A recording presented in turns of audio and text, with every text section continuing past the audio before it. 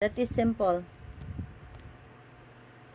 3 squared plus 3 raised to the first plus 6 raised to 0.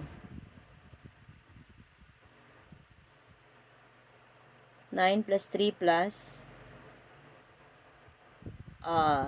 that is where the problem comes in.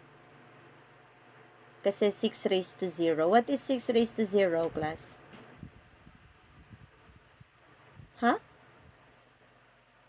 What is 6 raised to 0?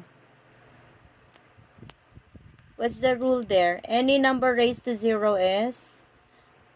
Peter, tinuro ko sa inyo yan. No, you cannot have it 6 kasi 6 raised to 1 is 6. So, 6 raised to 0 is not the same as 6 raised to 1. Hindi pwede. Tandaan, this applies to anything. If you have a certain number n raised to 0, the answer is always equivalent to 1.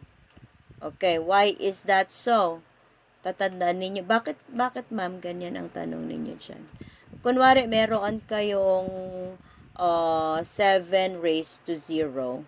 Bakit magiging 1 yan? Kasi if I happen to multiply this by 7 raised to 1 over 7 raised to 1, okay, pagka 7 raised to 1 yan. Diba there is a certain rule when you multiply, like 7 raised to 0 multiplied by 7 raised to 1.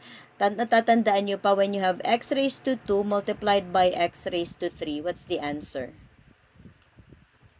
For x raised to 3, x raised to 2. What's the answer?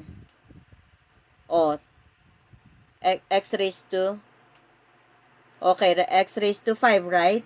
So, ibig sabihin, you are adding the exponent. So, parang kumbaga dito sa 7 raised to 0 na to, at saka yung 7 raised to 1, i-add ko yung exponent niya. Kasi this is understood to have 1 as the denominator. So, if I do that, that is adding 0 and 1, that becomes 7 raised to 1, 7 raised to 1. And therefore, the answer is the same. Kaya magiging 1 lang yan.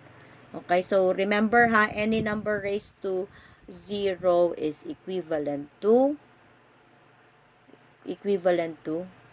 1. Except of course, except of course 0. Kasi ang 0, indeterminate yon kapag ka ganun. Okay? 0 raised to 0 is not equal to 1. That's indeterminate. Nakuha?